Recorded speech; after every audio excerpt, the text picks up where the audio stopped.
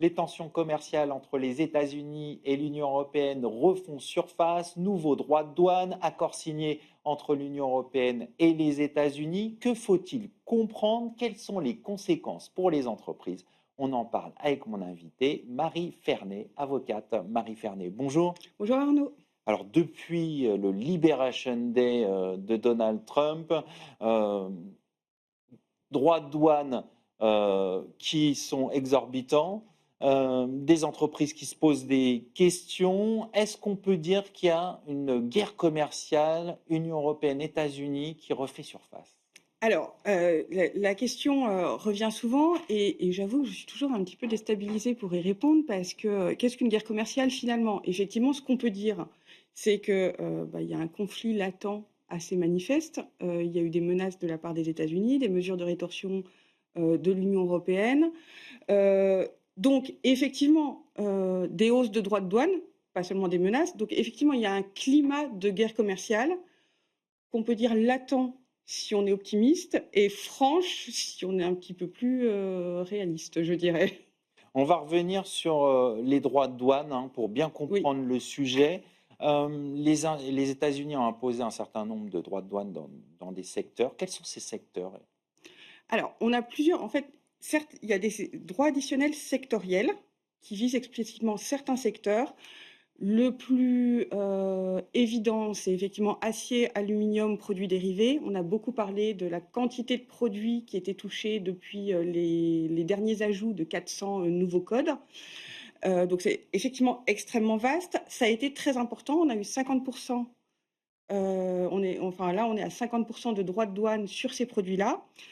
Sur le cuivre aussi, on a des droits sectoriels. Ensuite, on a des droits additionnels par secteur qui ont disparu. On avait des droits sur l'automobile qui ont pris fin. D'accord. Et puis, alors, on a des droits par pays spécifiquement qui ne concernent pas directement l'Union européenne, mais qui ont quand même posé des questions pour les flux du commerce international de leur ensemble. Et on a les droits réciproques qui sont issus, enfin, qui sont arrivés spécifiquement au Liberation Day et qui sont montés pour l'Union européenne jusqu'à 20% et qui D'accord. maintenant, avec le dernier accord, sont arrivés à un taux plancher de 15%. Et les droits réciproques touchent la grande majorité des produits. D'accord. Quand on dit droit réciproque, c'est des accords qui sont conclus entre deux parties, c'est ça, entre deux pays en Non, général. Non, non. c'est pas En ça? fait, c'est vraiment la terminologie de Trump qui considérait que les autres pays, notamment l'Union européenne, taxaient injustement les produits américains et que donc on allait taxer réciproquement à la même hauteur. Et D'accord. c'est son fameux tableau au Qu'il a Liberation présenté au Day qu'il a Liberation Day. présenté avec des taux imaginaires sur lesquels il a essayé de se caler. Donc c'est une décision unilatérale des États-Unis. D'accord. Et on en est venu à un accord entre les États-Unis et l'Union européenne. Pourquoi cet accord et qu'est-ce qu'il y a dedans? Alors pourquoi cet accord? Parce que, comme à chaque épisode récent de guerre commerciale, c'était déjà le cas pendant le premier mandat de Trump, l'Union européenne annonce et ou met en place des mesures de rétorsion et puis tout le monde se rend compte que, c'est compliqué pour les économies des 2 pays et de toute façon, c'était l'idée de Trump dès le début, c'était de pousser à la négociation. Il l'a revendiqué, il a prétendu avoir des dizaines d'accords en cours de négociation. Donc c'était l'idée de pousser à la négociation d'accords commerciaux qui seraient favorables aux États-Unis, puisqu'il considère que les États-Unis étaient maltraités dans le commerce international. Donc cet accord officiellement est censé parvenir à une situation apaisée, parce que l'incertitude était une grande problématique, Bien sûr. reste une grande problématique de la période. Alors, est-ce qu'on est à une situation apaisée vraiment? Je pense que ça dépend du point de vue. Je Objectivement, je pense qu'on peut affirmer qu'il y a quand même un certain déséquilibre, au bénéfice des États-Unis. L'Union européenne a fait beaucoup de concessions. Il y a des suppressions de droits de douane annoncées sur, des biens industriels américains. Il y a, la remise en cause et en tout cas plus de flexibilité en faveur des États-Unis sur les barrières non tarifaires environnementales, type D'accord. MACF, le règlement déforestation, ce genre de choses. Et puis il y a des engagements très forts de l'Union européenne, alors, dont on va se demander s'ils peuvent être mis en œuvre, mais de coopération énergétique, d'investissement transatlantique, d'achat de biens militaires. Les États-Unis, eux, ont finalement assez peu d'engagement. Il y a un taux plancher à 15%, mais qui est exorbitant par rapport à la norme antérieure à D'accord, la période. On garde les 50% sur l'acier et l'aluminium. Alors, d'accord. l'Union européenne avait annoncé très explicitement au moment de l'annonce de l'accord que des contingents allaient être discutés. Trump a dit le lendemain, je crois, dans Politis, que ce n'était pas à l'ordre du jour. Finalement, quand on lit les déclarations des deux parties, il semblerait qu'il y ait des discussions à venir sur des contingents tarifaires pour ces produits-là. Pour l'instant, on ne l'a pas encore. Donc, Ça a été mal négocié par l'Union européenne? qui suis-je pour prétendre que ça a été mal négocié par l'Union européenne? Je pense que l'Union européenne, ben voilà, hein, faut satisfaire. Déjà, en France, on voit qu'il y a des intérêts divergents entre les différents secteurs. Certains sont contents, certains non. Il y a des exemptions qui ont été obtenues pour certains produits spécifiques, sur l'aéronautique, sur certaines choses. Bon, voilà, je pense que l'Union européenne a fait des choix. Si on me demande mon avis en tant que professionnel du droit douanier, objectivement, il y a un déséquilibre.